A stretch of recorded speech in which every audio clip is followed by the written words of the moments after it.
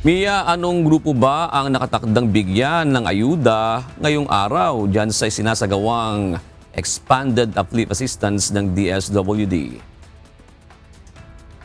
Magandang tanghali sa iyo, June. Nagsimula na nga kahapon ang pag-credit ng ayuda sa mga kwalipikadong benepisyaryo sa National Capital Region, Cordillera Administrative Region, Region 1, 2, 3, 4A, Mimaropa, Region 5, 6 at 7.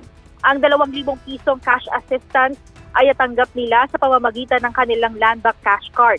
Nagsimula rin ang pagpasok ng ayuda sa mga gumagamit ng e-wallet sa iba pang mga pilihan.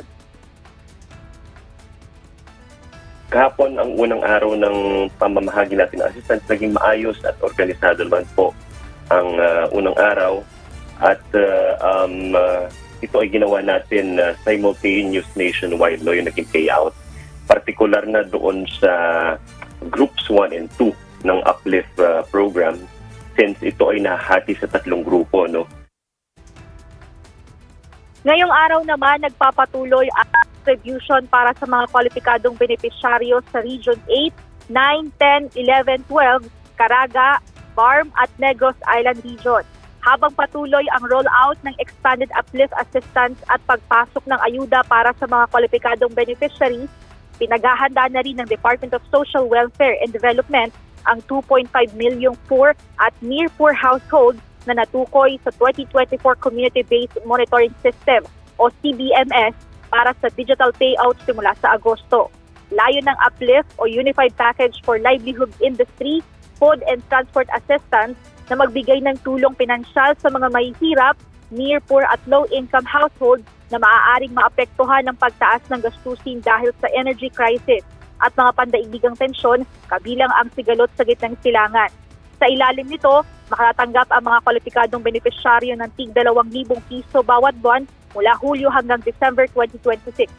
Samantala, naglabas naman ng panibagong paalala ang Department of Social Welfare and Development para sa ikalawang grupo ng mga makatatanggap ng uplift assistance. Kabilang dito ang tinatayang nasa mahigit 2 milyong mahihirap, near poor households na natukoy sa pamamagitan ng 2024 Community-Based Monitoring System o CBMS ng Philippine Statistics Authority.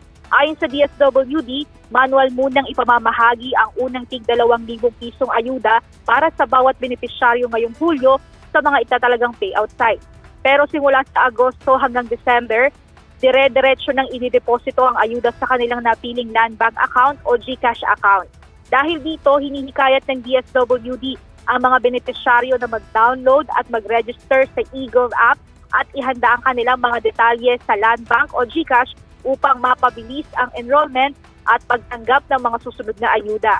Target naman ng pamahalaan na makabenepisyo ang kabuuang 7,500,000 mahihirap, near poor low-income households sa ilalim ng Uplift program na inlunsad bilang tulong sa mga pamilyang apektado ng pagtaas ng gastusin kaugnay ng energy crisis. At yan muna ang update. Balik sa iyo. Maraming salamat, Mia Alonzo.